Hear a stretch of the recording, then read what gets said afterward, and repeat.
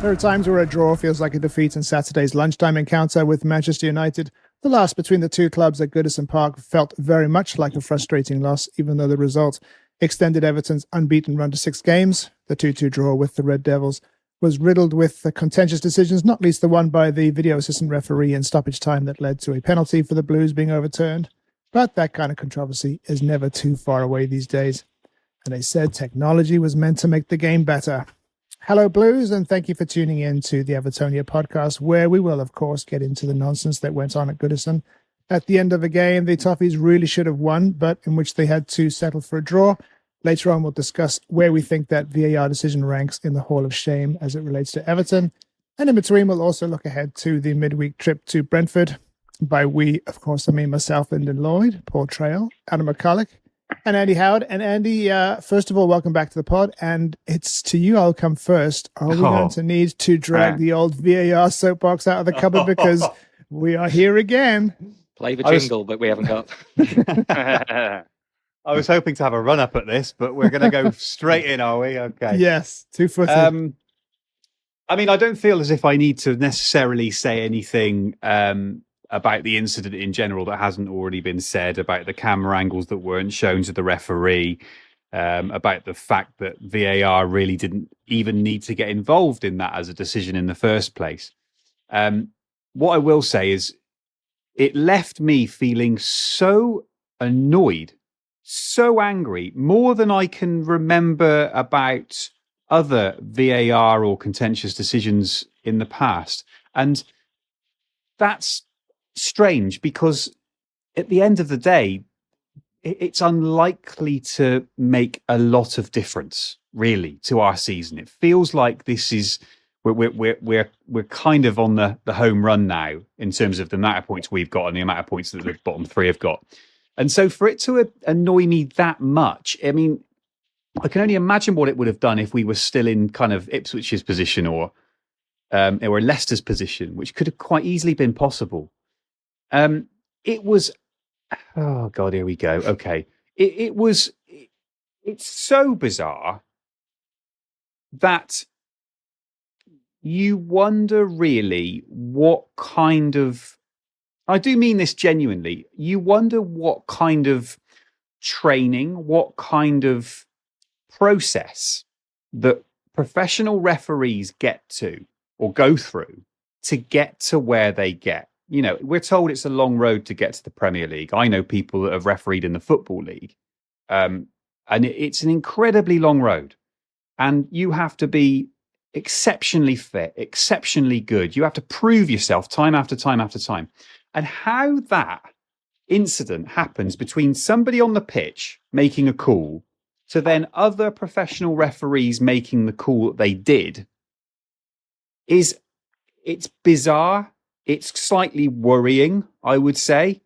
But what I was left with was a feeling that when the Premier League sells their product, right, you get, you know, think of any Premier League video or advert or something on Sky Sports where you see all the jazzy kind of stuff going on.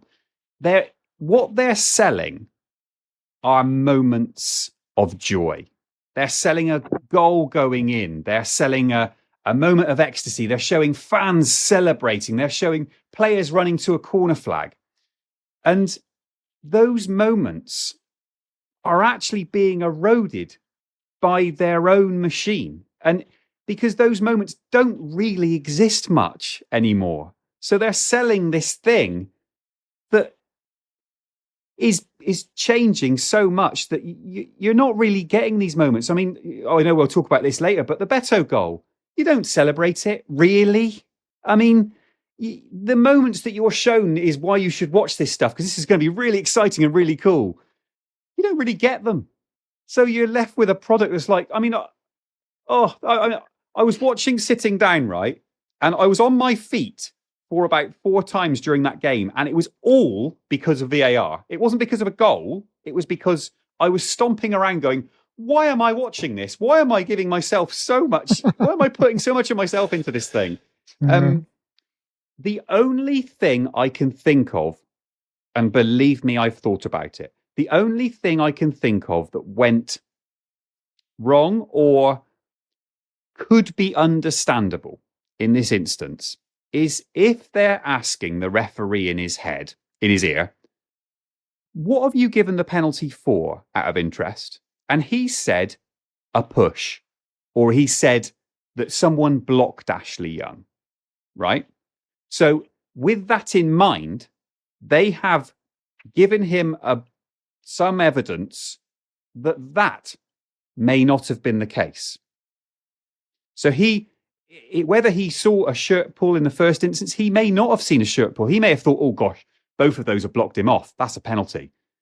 The word shirt pull may not have been mentioned in their conversations. So they may not have felt the need to show him a shirt pull if he didn't give a shirt pull. That's the only thing I can think of that might have happened in the line of communication, but we can't hear it. So, and then you watch the Six Nations, you think, oh God, look at them. They're all communicating and everybody knows what's going on. Yeah. You're not the first person to have brought that up, the Six Nations, because it is, they are kind of juxtaposed against each other. That incident on Saturday and what's going on in the rugby, and just how different the experience is for the people in the stadium, because, we had 3 minutes to check, was it Beto's goal? They took 3 minutes over that, pouring over, again, these hair's breadth offside decisions on 3 different players, almost like they were looking for a reason to not give it. And I've always said, if you have to spend that long over it, it's onside. Level is onside. We made that decision in the 90s. Level isn't onside, so just give the attacker the benefit of the doubt.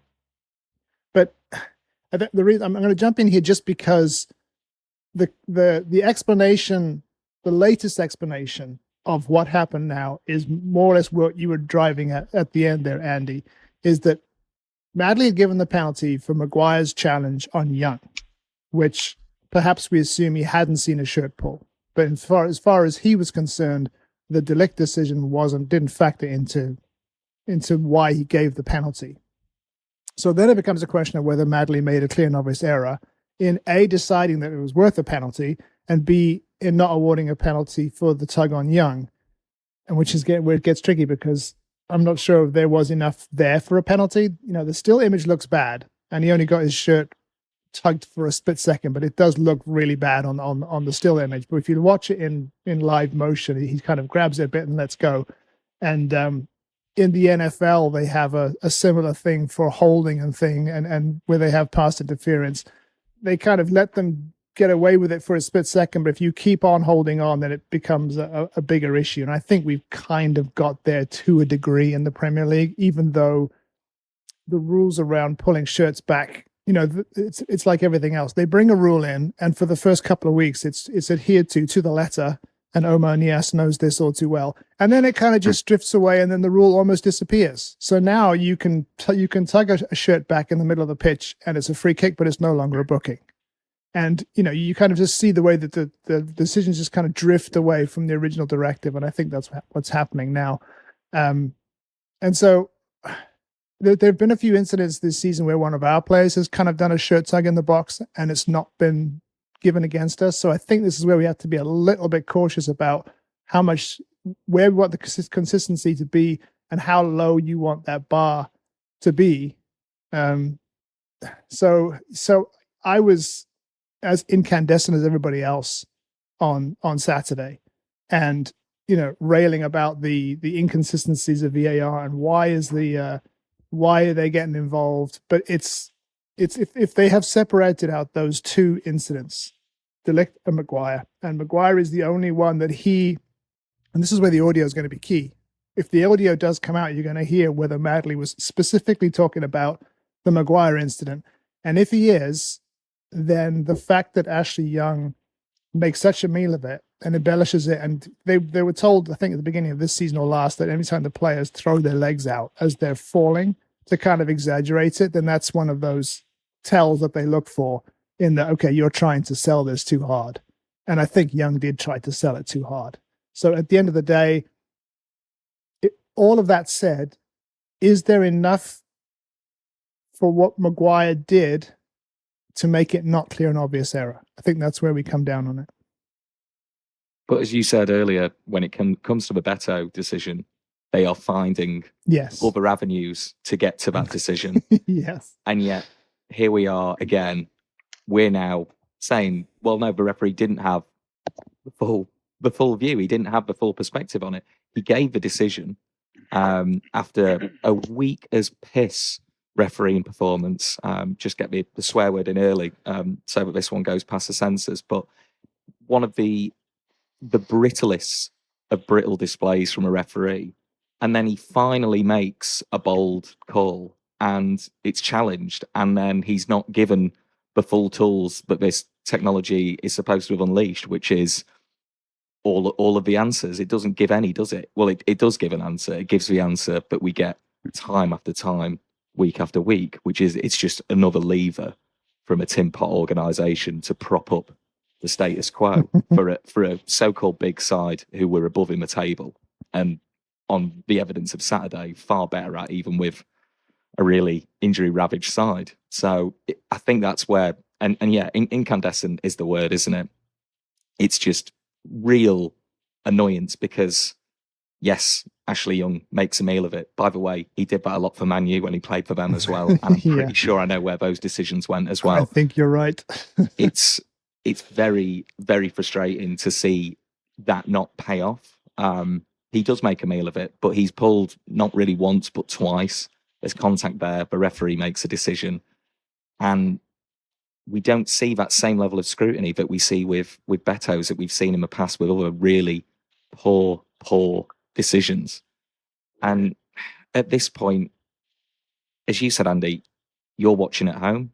There's a lot of fans who are in the stands who are completely confused and bewildered by what's going on and can't fully experience it. I think if you are a fan who's watching at home and you're invested in the game, it's not for you either, because as you say, you're spending time off your seat, either half celebrating, wondering whether to fully celebrate, or, as you said, in a fury as you try and work out what the hell's happening to the game. Who is it for? It's for those big clubs. It's for the armchair wankers who used to play for them, so they've got something to talk about. It's maybe for Dermot Gallagher on a Monday, and you know it's a bad decision when even he's backing us on it on the Sky Sports studio. I was going to mention that actually. Yeah, it's for those people. It's for people who put ACCAs or who support 3 clubs at work, and that's their investment in it. It's so that we talk about it and fan some flames. That's what it's for, and it's not fit for purpose. It's not redressing the balance. It's not making things clearer. It's literally blurring the lines at times. It's in its current state. It shouldn't exist. It will continue to exist, sadly, and it will stop moments from happening. It will have players waiting around, wondering whether to celebrate or not. Shall I be a seagull today? I don't know, because I've got another 2 minutes to think about it. It is sapping the joy, and the annoyance doesn't just come from this game. It's multiple occasions. Sometimes not even when we as a club have been wrong, because as you mentioned, Lyndon, there's other times where those decisions kind of go your way. But at such a crucial moment in a game that, yes, doesn't have a lot riding on us from a league perspective, but for a feel-good factor in front of a packed crowd where the mood is buoyant, yes, we've let some goals slip, but finally it was a chance to kind of right the wrongs of that sort of 10-minute spell where things fell apart, and to come away with 3 points against a side who it's really fun to beat. We should have beat them, and here we are. Technology just takes that away in one fell bloody swoop. I thought Andy was going to be angry, but Adam's... I'm going into that position on the soapbox. I want it. Incandescent doesn't come close, does it? Jeez. Yeah, I mean, Ashley Young taking a bit of a dive on it. I mean, come on, what players don't dive now? Seriously, Maguire chucked himself down in the box twice to try and win penalties pathetically, may I add, and there's no punishment for that. And if Ashley Young doesn't do anything there, he doesn't. Okay, we didn't get the decision in the end, but he doesn't get the decision. He doesn't the fact that he's been pulled back becomes irrelevant because he doesn't alert the referee to that happening by staying on his feet. So there's a moment in the second half before that, by the way, when Decore, I don't know if you recall, was clipped in the box and decided to stay on his feet and run on through, and in the end nothing came of it. He could probably have gone down, probably would have had to have been a penalty, So you're not really getting rewarded for being honest and in that regard.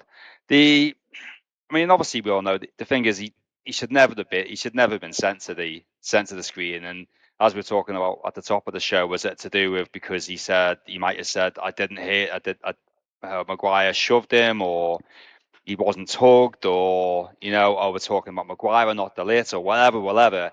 When them guys in the VAR booth are watching that back and they see all them angles, and then they see players pulling Ashley Young like that, they should be like, forget it, it's a penalty. There's no reason for that. So, he's clearly fouled.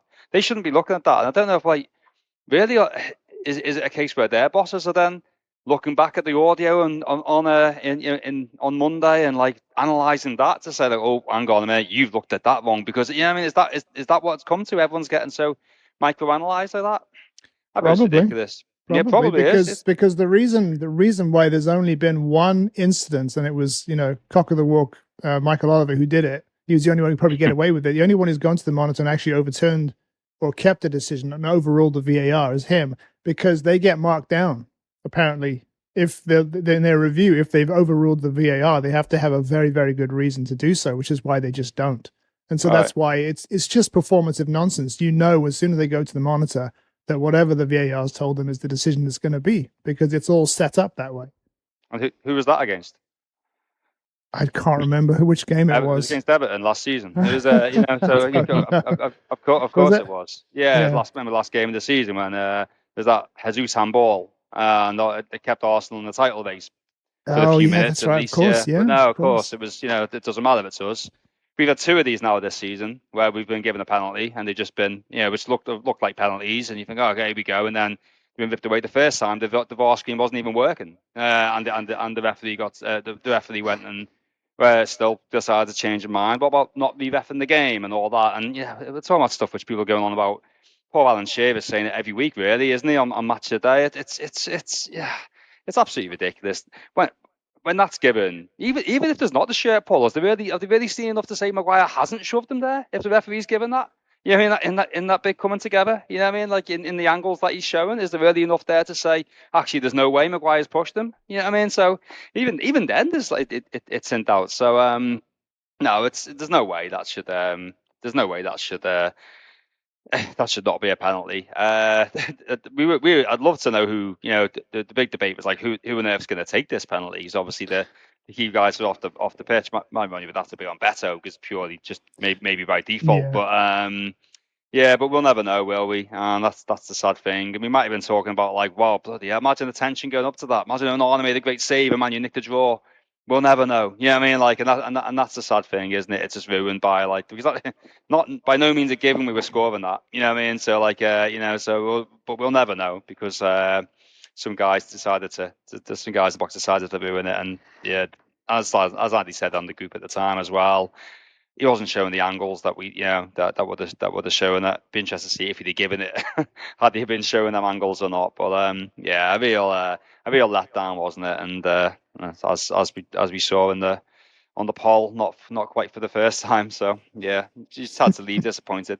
I did say to a caught up with a mate after the game who was at the match as a Man United fan. It's quite an apt ending to the games between Everton and Manchester United, I suppose. I'd say that much. It's not so much being a VAR thing, but there's rather been spiky, controversial, goal-laden games. So it was a really good game of football for the right or the wrong reasons. But real sickening at the end, and just to state the obvious, that wouldn't have happened at the other end of the pitch. I'm pretty certain of that.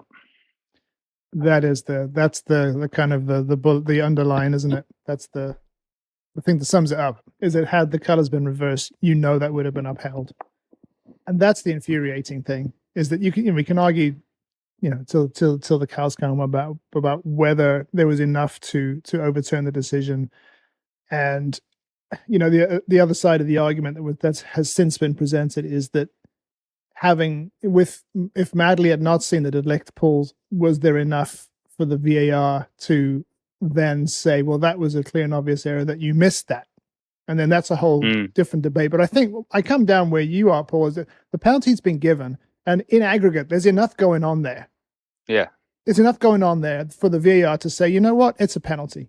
because Exactly, he did have his shirt pulled twice. He had Maguire made, and I don't like the fact that if you put your hand on a player's shoulder and he goes down, that's a free kick, and it's often a booking. I hate that too. And Maguire putting his hand on his waist, and if there's no visible pull, that's another thing. But as I say, if you put it all in aggregate, the shirt pulls, the contact, there may even have been a slight trip in there as well. There's probably enough there for a penalty. Just let it go. And as I say, had the roles been reversed, they probably would have done. And that's what I meant about training and where the referees have come from in order to officiate the game. Because I know we're never going to get to the point where Gary Neville's not on the sofa at Sky Sports. He's actually out in the middle in black. We're never going to get to that point. But you can see that if you've played the game and you've played it to a high level, let's say, or any level, you can see, like you just said, that in that incident, there has been a foul of some kind. It doesn't really matter whether it's X on Y or Y on Z, or, it doesn't really matter. You look at that footage back and you think, well, by hook or by crook, Ashley Young has been stopped from making his next step. Otherwise, you might think he just goes and taps it in. I mean, I don't think it was quite as clear cut as that. I think it would have been a bit of a scramble. But Ashley Young's made that decision to take contact of some kind, whatever it is, or maybe he's been pulled, and he's made the decision in that split second, I'm going to show the referee that I have been stopped. And if you watch all that footage back, if you played the game and you understand the game of football, you would surely come to the conclusion that, yes, he has been impeded. And it doesn't matter about the paperwork, about the spreadsheet of who fouled who. It is just, there's enough there, isn't there? And like we've already said, they'll go back over every inch of Beto's goal and look at stuff that wasn't part of the first decision. He's clearly not offside when he puts the ball in the net, but was he offside 20 seconds ago? What did he have for breakfast? They look for everything. Well, like the Derby equaliser. Yeah, exactly. With Doucouré. So they're looking for other stuff there that wasn't part of the first decision. So why did they not do that? Or why did they not do that in this instance to look a little bit broader? If it was apparently a body check or a pull and not a shirt pull, why didn't they just say, look, whatever you think it was, there was something in there. And then, we can all... And what really annoyed me is that the Premier League afterwards tweeted, were you not entertained? And a box of popcorn. Yeah. Well, here's an answer. No. Mm-hmm. Yes. And to Paul's Exactly. point earlier, it would have been entertaining enough because quite right, it's a penalty. It's not a guaranteed goal. Wasn't a goal disallowed at the end of the game. There's no guarantee we were going to score. That would have still been an entertainment. There was enough entertainment in football before this technology was introduced. It's not like suddenly, I don't know, it's like a pinball machine and the ball goes in a certain part of the pitch and then, I don't know, a giant mechanical spider comes out. It doesn't need any of these extra bells and whistles. There's enough happening on the pitch.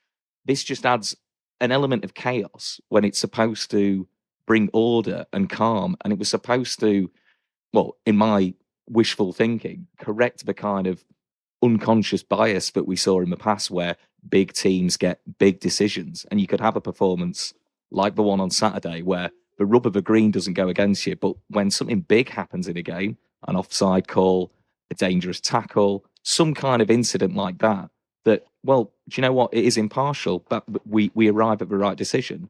And yet again, we see it being utilised selectively because, and we had that instance happen within the game. We've seen it at other times where, like you said, Lyndon, they're cycling back through, looking for something, anything, any way possible that Everton either don't score or don't end the game with 11 men. Not just Everton, by the way, plenty of other sides. I know Wolves had a run where it just seemed like, every week game, almost, yeah. Yeah, they were cursed somehow. And yet, it's really funny, isn't it? It doesn't seem to happen to a certain select group of clubs, some of whom, as I've already alluded to, they're not really in a kind of top 6 or top 8 cartel anymore because most of them are around us in the table, and yet still there's some kind of prestige attached to them. There's enough lustre that they are totally impenetrable to this kind of use of technology, and I don't. I don't get it, but also it's very clear why it still works that way, because nothing's really changed. It's just the same old, and I've got my tin hat now on the soapbox as well. So the tin hat on the soapbox. It's a good look. Yeah, well, yes. And the thing about it, what would have been more entertaining than a last minute winner in a 3-2 game? You know, a 5-goal or a last thriller. minute penalty save. yeah. Right. Yeah. Or Beto putting it in Stanley Park. I mean, that it's all entertainment. I mean, if you want to look at it that way. Yeah, I know, it's just maddening, and it's taking the decision making from on the field. Whereas I've made the point before, the referee has the temperature of the game. The referee is there, and to take it hundreds of miles away, to take the technology away from the place where it's actually happening, keep the fans in the stadium in the dark. And the fact that they haven't actually rectified that part of it, and they keep talking about, oh, you know, we'll mic them up eventually, and no, just do it now. Rugby has had it for years. It's not rocket science. But yeah, I mean, enough about it. I hate VAR. What I can't stand about it the most is you can't celebrate anything anymore. You can't celebrate the goals. No. You know, you have this immediate reaction, and then it's like, okay, well, now we have to wait. And all the players look around at the referee, and he's got his, you know, pressing his finger to his ear, and okay, we're going to wait 3 minutes while they, you know, arse around and try and find a reason to take away a goal. Whereas, as I said before, when they changed the offside rule, is to give the benefit to the attacker, was to actually have more goals, because football's about goals, and goals change games. It's just maddening, but we should really talk about the game itself, which terrific first half from Everton, Andy, and it's, you know, for 70 minutes it's party time at the Old Lady, and then the Fernandez free kick goes in, and all of a sudden the old 2-0 scoreline starts nagging at the nerves. How did you feel about it? I thought we were brilliant. I really enjoyed watching us on Saturday for the first half, for sure. I think things changed at halftime, and that's partly because United changed it around a little bit. But in the first half of that game, I sat there and stood when VAR got involved. And I was really, really, I was beaming. I was just so happy with how we are playing football, that we are in teams' faces, that we are putting players under pressure inside their own half, inside their own box at times, and we are on the front foot. And we've said so much over the past 18 months, well, longer than that. That's probably doing the last manager a bit of a disservice to say that. We've said this for a long time, that Everton haven't been on the front foot. We haven't had a go. And I just sat there and thought, we are definitely having a go in our own way. You know, it's not, you know, the football that other teams can play, but in our own way, with the players we've got at our disposal at the moment. I just thought this is a joy to watch, and they are clearly working very hard. The stadium looked great, you know, the 1878's display behind the Gladys Street, and they've done some lovely aerial shots of Goodison in the last couple of games. They're probably, you know, getting a few in the bank before that it goes, and they used that beautifully, I thought, on the coverage. And it was just brilliant to see. It was just a great Saturday morning or Saturday early afternoon, and I was really proud of Everton. I thought he would pick Doucouré, and that was what we were discussing last week, wasn't it? I mean, yeah. I thought he'd go with Doucouré again, and I thought he especially did what he does very well in the first half. I think I might talk about his second half performance in a moment, but I was just so impressed, and the number of times, especially in the first half, you saw Mykolenko absolutely bombing it up the line. When we had any kind of possession in that kind of left side of the pitch, it might have not involved him at all, but he was gunning up that line. And I was thinking, yes, we are making use of space and pulling people away. And it's everything we haven't seen for some time with the same group of players, really. In fact, with our best player not playing, you know, it was a joy. I think in the second half they changed. I think as soon as Bruno went a bit deeper, I felt we struggled to stop that a little bit more, and also I felt we backtracked about 10 yards. And and I felt we looked tired. I felt all of that energy of Beto and Doucouré and Garner Gay, and it was just chaos in the first, a bit organised chaos in their half in the first half, where I felt we just, I don't know whether it's the, so many games in so many days, and we'd had a lot of emotional kind of roller coasters in that time as well. I just felt as if we just stepped off, and I felt as if he could have brought the substitutes on a bit earlier, just to give us that bit of energy back. But having said all that, until the double free kick, I mean, I think that was their first shot, wasn't it? The first shot on target. Yeah. So you think, well, we're doing okay still. We're not letting them in the game really. They had an XG of 0.04 or something up to that point. Ooh, and even that felt generous. Yes. So you could argue that -2. You could argue it was working until that. I've heard it called a bit of brilliance. I'm a bit disappointed with Pickford, if I'm completely honest. Yeah. I felt as if he would have done it. I mean, if he gets it up and down the other side where Pickford dived from there, then I think you've just got to hand it to him. But the goalkeeper's got to sort the other side out of the goal out and make sure he hasn't got what is really an easier shot. I was a bit disappointed by that. I think he gambled, Pickford. I know. I was a bit disappointed by that, but I thought once that one went in, it was a different football match, completely different football match, and I think Everton quite easy could have lost it from there. If I'm completely honest, we almost lost it after the penalty as well, didn't we? Non-penalty, but no. But all in all, I think in the grand scheme of things, of what we've seen in 6-7 weeks, I think that was mostly really positive, and I am back loving and looking forward to watching Everton matches.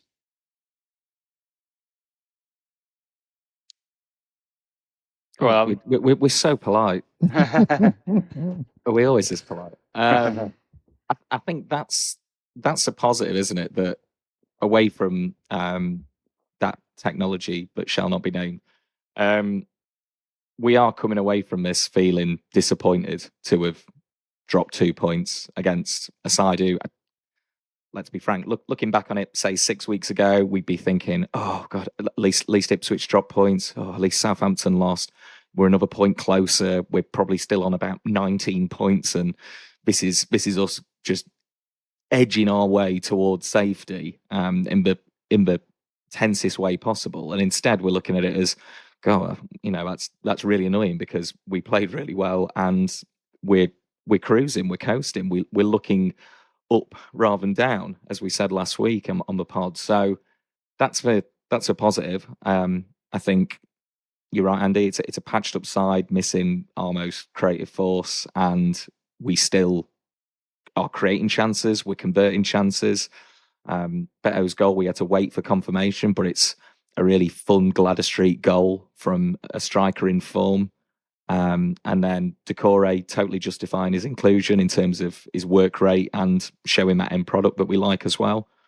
Jared Branthwaite, wow. I mean, we had a reverse Ancelotti the other week. I guess it's a reverse Stones, isn't it? That kind of back header in terms of successfully calming down an entire Goodison mob. Audacious, wasn't it? Oh, and he meant it. He totally meant it.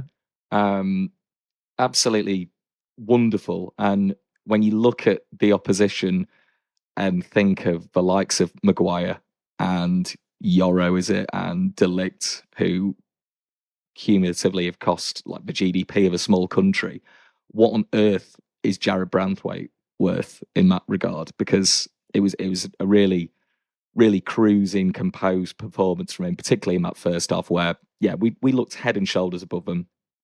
I think Lindstrom going off with illness limited us in terms of our ability to stretch that United side, and then they grew in confidence.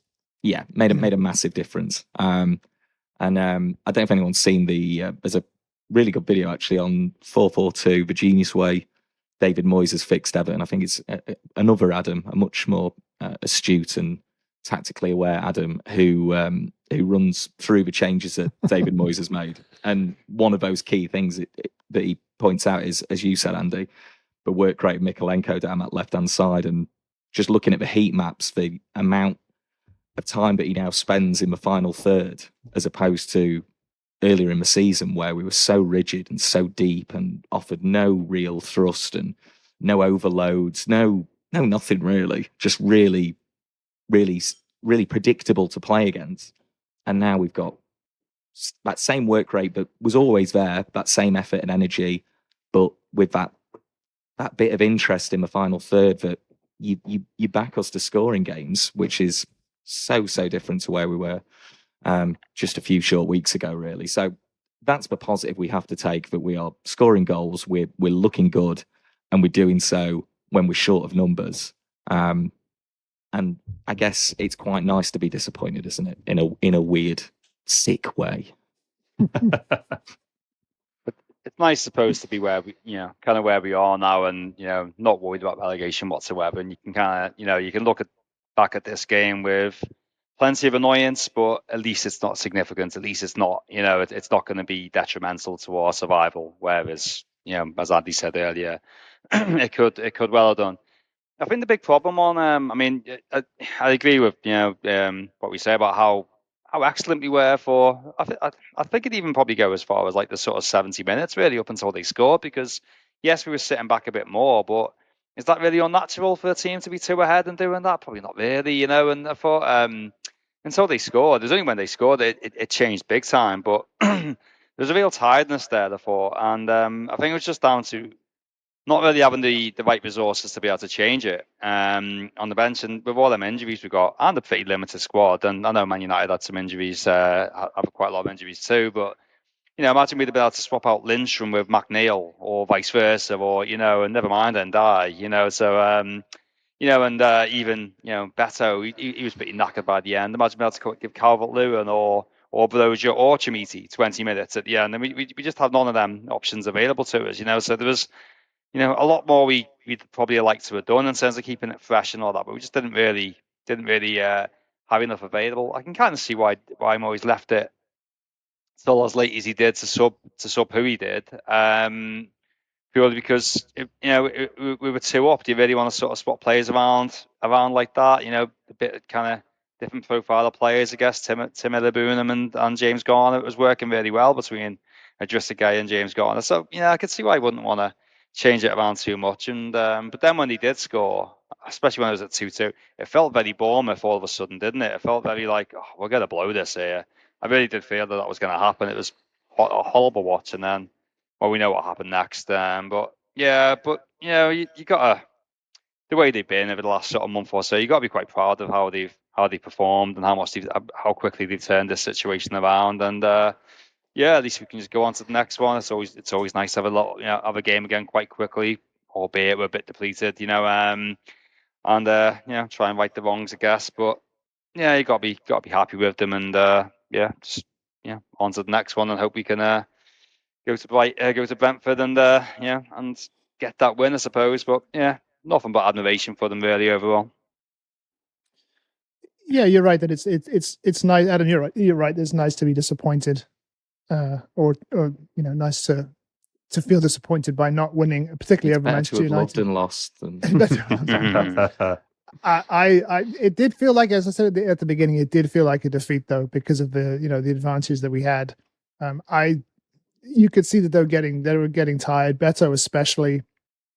I think he could have made the changes a little earlier. I think having the energy of an Alcaraz on just that little bit earlier. He said that I think he was preparing the subs before, I think maybe before the second goal, I think. And obviously that went in too soon for him to make the changes. But I would have made them a little earlier just to give us that bit of energy. But the Fernandez free kick. Talk about piss weak refereeing. It was never a foul. No. Never a foul by Ghana in a million years. Probably the other way around, actually. Garnacho on Ghana, which was just another one of those infuriating decisions. They just seem to be coming one after the other. Every decision would fall their way, and it's you do kind of get into this. into this. You don't want to get conspiratorial. You err on the side of the fact. I know you do. You err on the side of the fact that there is an unconscious bias at work, and it just kind of bleeds into the match, and that was really, really disappointing. But yeah, to come over the point when you've been 2-0 up, as we've found a couple of times this season, is never ideal. But you got to take the positives. I mean, it's six matches unbeaten now, and safety is pretty much guaranteed. And I suppose the disappointment is, yes, it didn't mean anything in terms of either team's season really, but each game, which is why you play the games in front of huge audiences and show them on TV, is that each game is an occasion. And I just felt that occasion, it kind of ran away from us from the fact that we just had so few alternatives on the bench. And then of course it runs away from us through the farce at the end with VAR. But got to take the positives. You talk about occasions, and now now what is so wonderful to see and to hear is that Goodison has a chance to celebrate itself. That there is that Goodison is back, because for so long it hadn't looked, sounded, and I'm sure when you're in the ground, it hasn't felt like Goodison, because there was a kind of an objection to the way we were playing football, because we weren't playing winning football, of all of those things. And how often have we said and heard this season, this is such a shame because it's Goodison's last year and it's being caught up in all this other stuff. And now I look at it and okay, we didn't win this one. But we've had two 2-2 draws in the very recent times, and they've both been kind of celebrations in their own way, if you know what I mean. One felt like a win, one felt like a defeat, but we're in games against the big teams, against old rivals. There's atmosphere, there's heart, there's fight, there's a noise, and I heard someone else talking the other day who's not an Everton fan about the noise. I think it was the Guardian guys on their podcast talking about how if you close your eyes and turn on the telly, within 10 seconds, it's Goodison. And I think I think that is back. You can hear, you can feel Goodison now. And I'm so pleased for that, regardless of the result Saturday. Yeah, it would have been great to score a last minute penalty and whatever else. But I think the huge positive is that we are now able, both points wise, and we're clearly not going to get sucked into that. I mean, they'd have to double their points tally in the last 12 games to get anywhere near us, really, and they're not going to do that. So he says on the 24th of February. Theme. Yeah, but they're not going to do that. Not Seinfeld, you know what I meant. Sorry. But it's just so wonderful. We get this now, this run-in, this chance to celebrate what Goodison is and to feel it again, and that's one of the biggest things I've took. Yeah, and I think curb your enthusiasm thing, I think you see the contrast. I've noticed it watching the Leicester game against our opponents this midweek. He segued wonderfully, and you see a home side who are right in the thick of it and who are up against it, who clearly very low on confidence. And you think of the amount of times that our fans went to the wire and went above and beyond, picketing Finch Farm and finding this reserve. And yeah, we're not getting ahead of ourselves, but the fact there's a bit of a bounce and a buzz, the fact that goals are going in and things seem to just be sticking together in a way, it does just show you that there is something really unique there. Whereas, yeah, the likes of Leicester, there's empty seats for a game that they had to win, and suddenly the stadium's empty, and very early on, you can't really blame some of those fans, I guess, and you see it at other grounds around the country as well. But I think there's something special there, and it's certainly it's one thing to see it when the chips are really down and to see us rally as a fan base and bring that all together. But it's great that on this sort of home stretch, there's a bit of that real buzz back again, like you mentioned, Andy, that's so unique that other people sit up and take notice. It's got its own distinctive sound and feel. You know, how many times do you hear pundits and ex-pros talk about the movement they feel within the ground? The fact that we bought a little sliver of that back before we have to say goodbye, that's a really nice thing, and that's what we were crying out for early in the season. We said it multiple times on this pod that we wanted some memorable moments, and even though there's a tinge of sadness with how Saturday ended, it still had plenty of memorable moments, didn't it? It had Beto thumping one into the turf. It's a horrible and a beautiful finish all at once. It's exactly what you want. And yeah, I'm glad we've got that back just for this last run of games, and makes you excited for what's to come, doesn't it? It's actually starting to get to that point with, like, now we know there's only 5 games left at Goodison Park, and I've been sitting or standing, I guess, in that same spec for I don't even know how many years now, and it's funny how many people are around you. You don't even really know their names, like, or whatnot, but you just, like, you speak to them every game. There's a guy at the end of the row. We speak to the guy next to me, the guys behind us, the guys in front of us. And I don't even know the names. I don't think, for most of them, but, like, and you're just starting to find, and where me and my mates are good, we're moving. We're going to be, in the kind of upper south sort of east sort of section. So we're not going to be in that same spec. It's just that slowly starts dawning on you quite soon now. Yeah, that it's you haven't got long to go now before that's it. And it is nice to be able to sort of you're right, bringing that Goodison Park back, because it really didn't feel like it earlier in the season at all.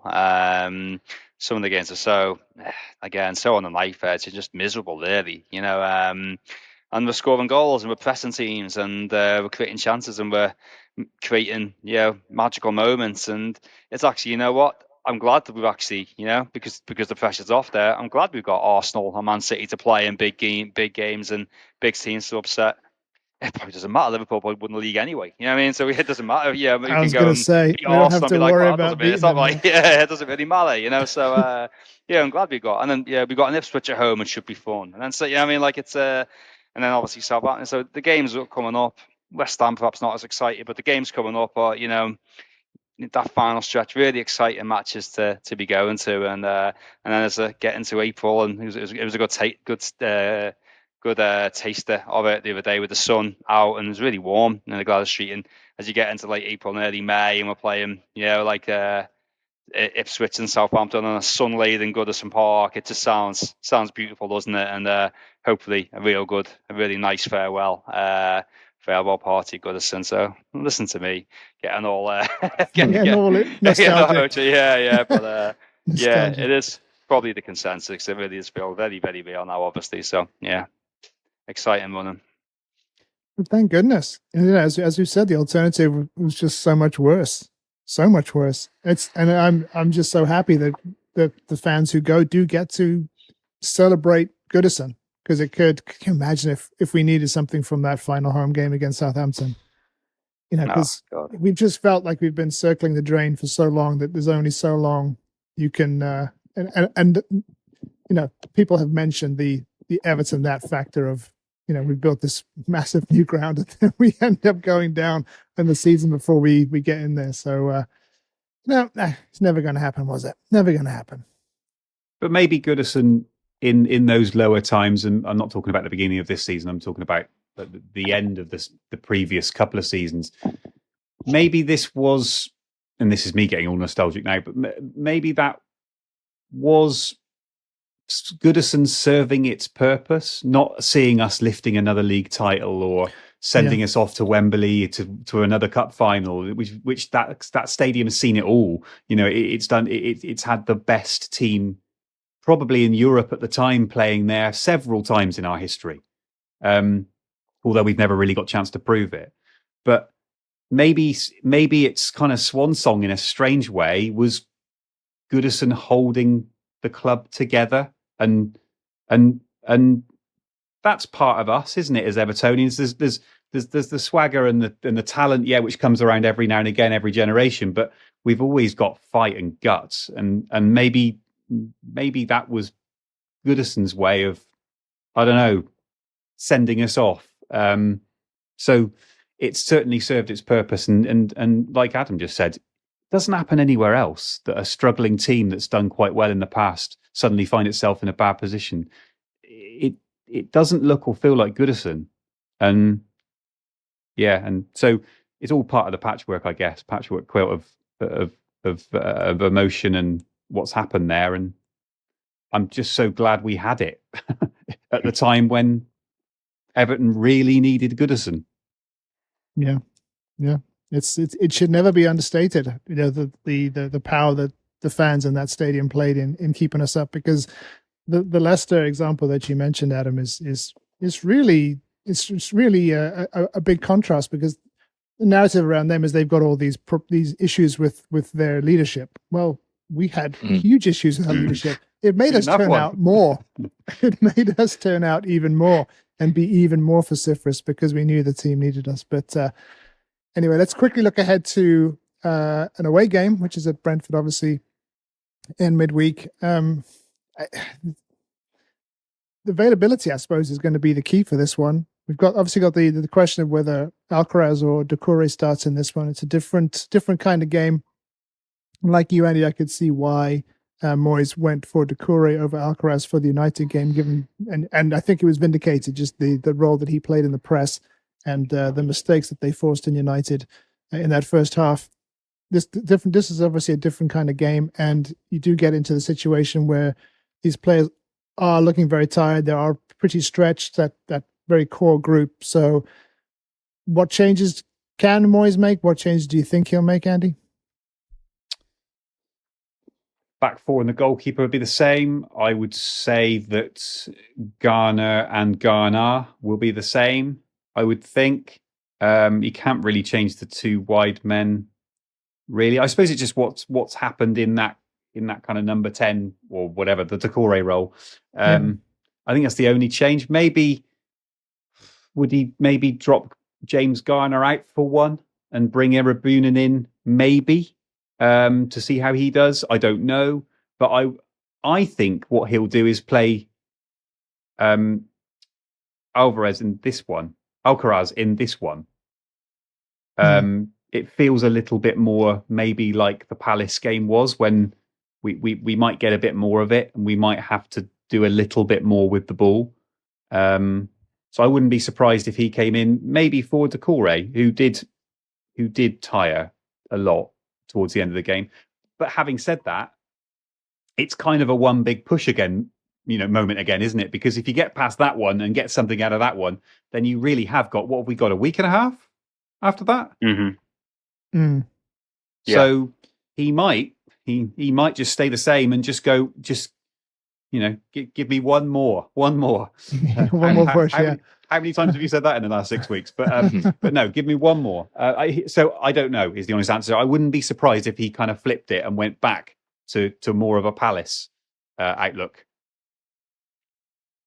It's tricky to predict, isn't it? Because I just feel like we're so shorn of options, and the ones who are coming in from the cold now, the likes of Erabunan, doesn't feel like he'd naturally start at the best of times. Alcaraz is the real one, isn't he? But you'd think I could legitimately see him in our first choice 11, even if other players, the likes of McNeil and Dye and others in those attacking areas were available as well. You'd think an on-song Alcaraz would probably still be somewhere around that first choice 11. It's going to be tough, but as you mentioned, Andy, there's a nice bit of breathing room to hopefully get some of those players back on the grass in terms of Patterson and the attacking players I just mentioned, even the likes of Chimiti, who are all finding their way back from fitness for that game against Wolves. So I could see it being the same side. If not, it's probably Alcaraz in there for someone. Doucouré worked his socks off, didn't he? I guess maybe it's a game that, partly because of the opposition and partly because of our position in the league, it might be nice to see some of those younger players come off the bench if we are starting to tire again, partly to protect some of those existing squad players. I've just mentioned there's a bit of a break, but the last thing we could have is the likes of a Lindstrom pulling a hamstring or another player getting an injury at this stage in the season. So it might be nice to see someone like Roman Dixon come into the side later on in a game, or Martin Sheriff, someone who we've not seen a lot of, but might offer a little glimpse into the future and possibly even affect our recruitment in the summer. Because if some of these players can remain as squad players when other players are coming back, and when some players go through the exit door when the contracts run down in the summer, it might be nice to know there's some internal options out there. But I can see it being a pretty stable side, and I think we'll have to perform well to beat Brentford. But I fancy us to get something out of the game. If all the lads who started the game are fit, started against Man United are fit, I don't foresee any changes at all to the team. Really, I think he'll go with the same again, and with good justification. It was a tough game. There was a lot of there was a lot of players down at certain points of dusted themselves off, like Blanthwaite, Mikalenko, amongst others. So I don't know if in quite a short proximity, I don't know if they'll all pull through in time or not. We'll have to see. Though I remember thinking that about after the Merseyside derby, I was pretty convinced somebody will pull up, but they were all there at Palace, and they all went there and they all went and won. So Lindstrom might be interesting if he's presumably he's a little better, presumably for following his bug. So if he's not available, what do you think? Probably Young, or would he play Alcaraz there? That's probably maybe a little bit of a dilemma as well. Would you rather Young's on for the 20 minutes or so? Would you rather him there for the 70 minutes or so? It's a tough one. It's a tough one there, isn't it? But there's not much else to really sort of change in terms of the actual game itself. But I mean, I thought this against Crystal Palace again. I thought it's going to be a game too far, this, because you just had such a big game against tough game against Liverpool, and they surprised me and went and won away at Palace. So I'm loath to sort of write it off by any stretch. It feels like we normally do our last couple of games. We've done okay at Brentford, or I think it's a team we generally seem to do okay against Verdi. So hopefully we can do that again. You'd probably take a draw early. It's a bit frustrating when you look back at if you get a draw and you look at them 2 games when you probably would have taken 4. And not getting that chance to make it 3 against Man United. But yeah, if you give me a point at Brentford on Wednesday now, I'd probably take that, and then you got a little bit of a break, and you can go and have a good crack at Wolves in 10 days' time. So yeah, nice points, similar team. That'll do me. It sounds like we're off to the UAE straight after the game for some warm weather training. Oh, nice. No Archie Knox running up a hill for these boys. Up a sand dune. Yeah. That break that we do have might actually prompt Moyes to keep it as it is. But I think there are options. As you said, Paul, Alcaraz can play right midfield. That's an option, and he could have actually come on in that role to replace Lindstrom on Saturday, I thought. But that's obviously up to the manager. But yeah, I'd take a draw as well, just to keep the unbeaten run going. But we do have a decent record down there since that awful game under Benitez that we've drawn and won there since. So let's not rule anything out. Brentford are a funny team. They're loaded with talent, but every now and then they just have an awful result, and sometimes at home as well. So don't bet against us. But let's finish off with the weekly question. And unfortunately, we're going to come back to VAR. Just calm down. We put this out as a poll on X this week, asking which of these 4 VAR incidents was the most egregious of the lot.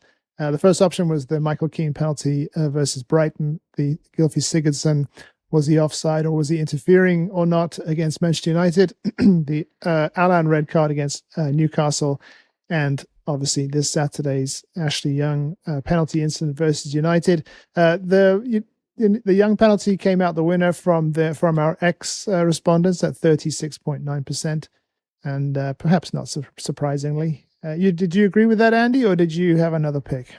I've just voted, so it's a clear 37% now. Oh, there you go. I don't know whether it's the kind of, because it's happened in the most recent history. Yeah. But But I just think it has to be. I think it has to be the Ashley Young one. I just think the others. I mean, I remember coming out of the pub after the Sigurdsson one. Oh my gosh, that was rage. Walking down the street, thinking, "How has that happened?"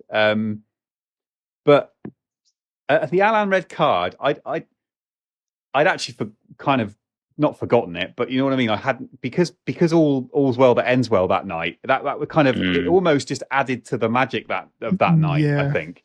I mean, the Keane one against Brighton was. Can you laugh at it now? I don't know, but it was just so. It was. No. It was kind of. It was kind of No, laughable. I was there, and it still hurts. Yeah, I know. Maybe if I'd gone all the way down to Brighton and had to go all the way back, then it would have been different. I just think the Young one. I just think the chain of events that's led to that, the chain of events of referee gives it, it's clear something happened. He's then asked to go to a screen. We all know what's happening when that happens, but even then, he's not given the evidence he needs to make a decision. I just think as a textbook VAR cock up, I think that ticks all the boxes. So I'm going to go for that one. It's a real tough call, isn't it? Because there's sadly not a button to click and say all of the above and more. I think it's tempting to say the Young one because it is infuriating and such an inappropriate use of a technology. And also, we're supposed to be dealing with the best version of a technology now. We're supposed to be dealing with faster decisions, and it's a system that people have got used to and supposedly ironed out the kinks in. And the Michael Keane one is a clear kind of early example of VAR, and where, much like Umar Nias's infamous suspension and us being the canaries down the mine with that one, this was an example of VAR being used in a different way for the first time. And of course, we were the classic victims of it.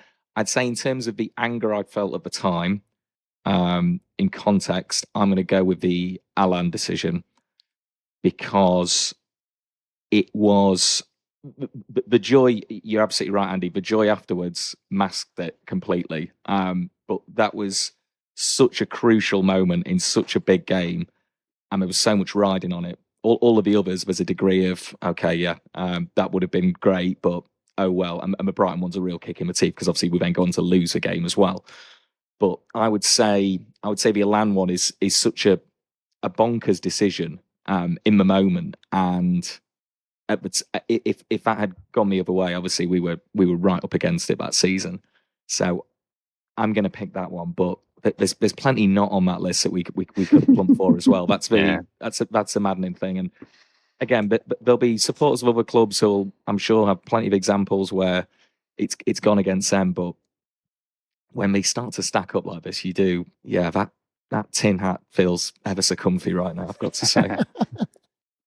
What about you, Paul? I forgot to tell you, Adam, this is the way we're doing the new weekly question. Which of these VAR is the worst one? Next week we've got just thinking, remember that Richarlison one when he was like got given a penalty against Spurs and then got up and carried on and then tried to score and then he blew it back to give the penalty and then didn't give the penalty and then they got a drop ball instead.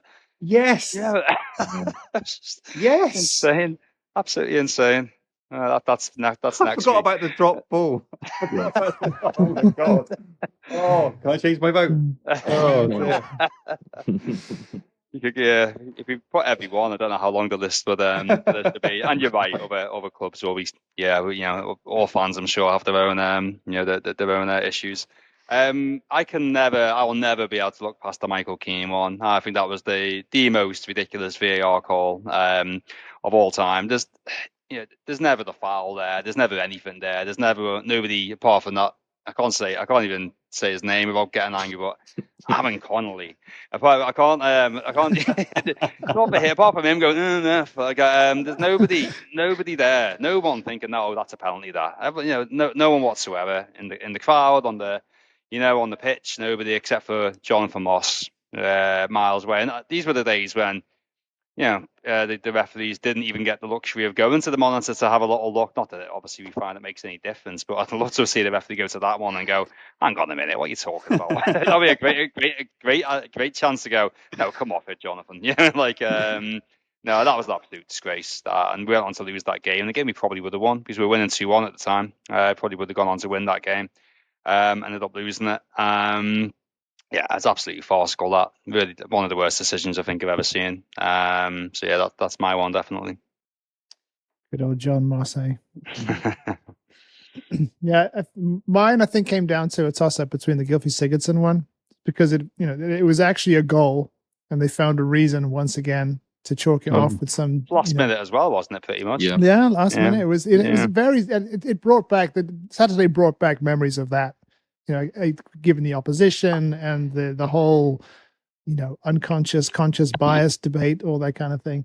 But I think that I'm on board with you, Paul. With the fact that I was there and it was so visceral. It happened down the other end from us, but I mean, even you could see from where we were, there was no foul. It was a classic coming together, and how they didn't sort that out over with a VAR decision. You could imagine happening in the old days when without VAR. The fact that they had a replay and they still came out with that decision was just maddening. But someone actually brought this one up on Twitter, and this would be my pick: is the Rodri handball. If we'd had that in the poll, that would have been my one, because that is for me the pinnacle of absolute VAR travesty, because that was clear and obvious beyond all reasonable doubt that was a handball.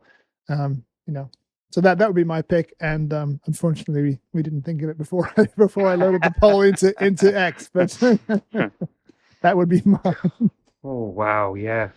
I mean, only we could come up with our worst of those four that aren't actually in the four. Oh well.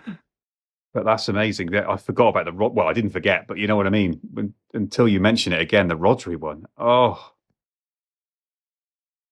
wow. Yeah. Talk about egregious. We were doing so well. We were kind of lifting ourselves up as well, weren't we? And during the course of this hour, I feel plummeted back down that soapbox so many times. But that's the thing with it, is it goes back to that what you said right at the beginning, Andy. It just sucks the joy out of it. And for me, that I hate it. I think with this semi-automated offsides, let's assume that apparently the tolerance is going to be even thinner on the semi-automated offsides. But as long as they're in the main, the decisions are correct, I'd be in favor of just getting rid of VAR for all the rest of it. All these subjective penalty decisions and going back and finding infringements in the build up to goals, and the ridiculous handball rule needs to change. Oh, God, it's just so much things are supposed to get better as time and technology go on, but they just need to be getting worse. But anyway, let's not go over old ground. Well, I mean, what I will end with, and I think this still stands, but we still watch what I think is the best game in the world. And I think, absolutely. And I think billions probably think the same thing.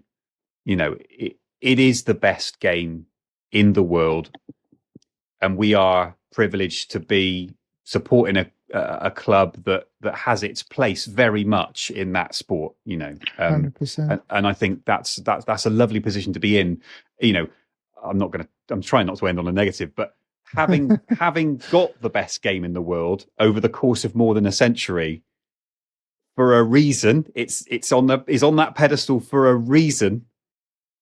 Please don't ruin it. And I feel like we're at we're not at a crossroads, because we're never ever going to go down that road. We're never going to turn back on ourselves, unfortunately. But we're still at a crossroads where it still can remain the best game in the world. They've just got to not ruin it. And I really hope there's massive progress, because I don't want any technology in football. But we've opened the box, and I really hope that over the next season or so that we don't end up having these polls anymore, and that they manage to get to a place where we can all understand what's going on, because the best game in the world cannot be ruined.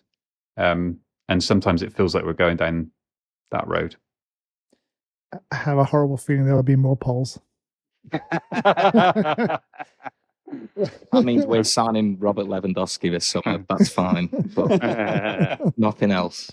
Very good. All right, we'll leave it there.